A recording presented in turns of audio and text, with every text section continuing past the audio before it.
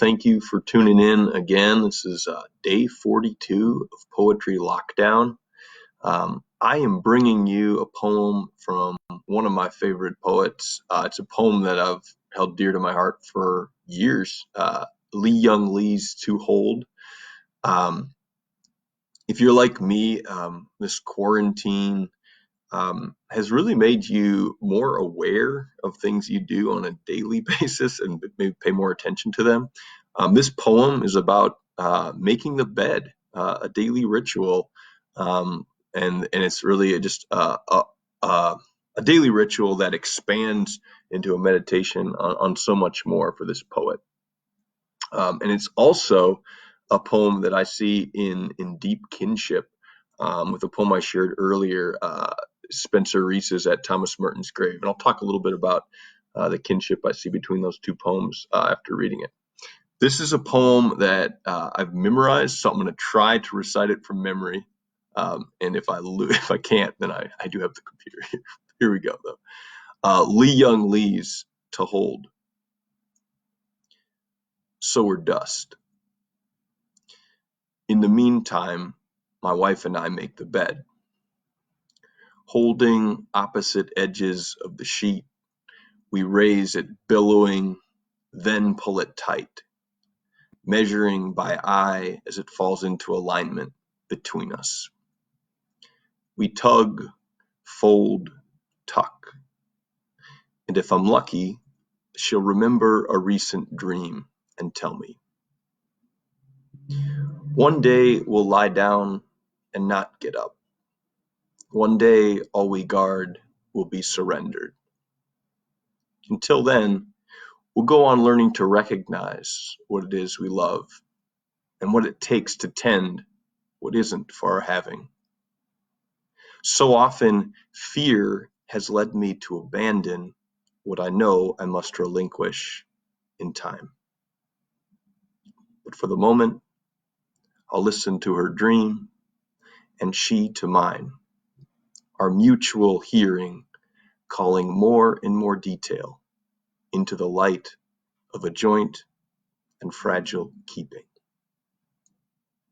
That was Lee Young Lee's To Hold, one of my favorite poems. I remember reading it for the first time when I was living out in Hyattsville, Maryland, studying literature at Catholic U. There was the Washington Post had this like book world section every Sunday, and if you know me, you can imagine that was a very exciting day for me. And they had this. It was April, like 10 years ago, and they had little poems they featured, and this was one of the poems. And I read it and just started crying. There's so many reasons I love it. I just said earlier, I love how the scope of the poem gets very big very quickly. It's a poet and his spouse doing something very domestic and simple, making the bed together. And all of a sudden there's those middle two lines, one day we'll lie down and not get up, one day all we guard will be surrendered. This, very simple action all of a sudden is like, oh my goodness, this is something that will go away at some point. And I love the way that the poem opens up, and very quietly in that moment. So that for me is, if you think about sort of the turn of the poem, that really hits home for me. And just in terms of when you have lived with a poem for a long time, you sort of realize layers in the poem at new moments in your life. And right now, living in this quarantine, that line, so often fear has led me to abandon what I know I must relinquish in time. Um, just thinking about the ways in which we can live out of love and not out of fear, is nourishment for me. So that line, just thinking about what is it that causes you to relinquish or let go of things? Is it fear or is it love? Is a big question for me, and especially in moments like this when fear can be a pretty big motivator. So those are some thoughts right now, just reading it now in the quarantine. And then I don't want to leave this lockdown without talking about the kinship that I see.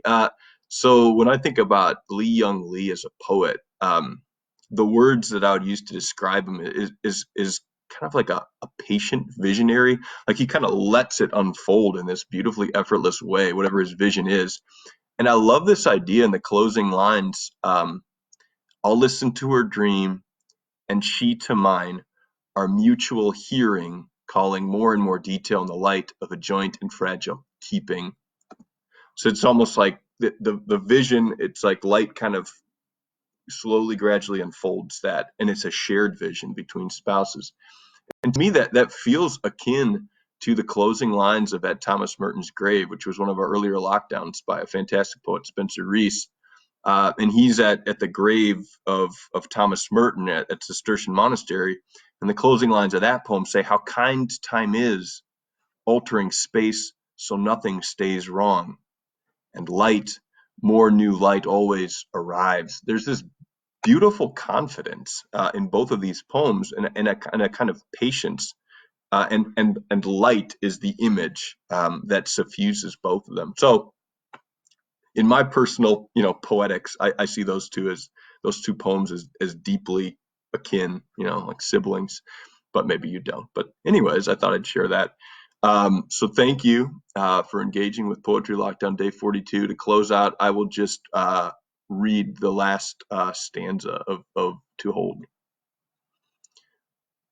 One day we'll lie down and not get up. One day all we guard will be surrendered. Until then, we'll go on learning to recognize what we love and what it takes to tend what isn't for our having.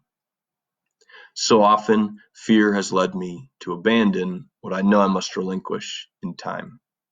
But for the moment, I'll listen to her dream and she to mine, our mutual hearing calling more and more detail into the light of a joint and fragile keeping. Thank you, young Lee, for this beautiful poem, and thank you all for listening.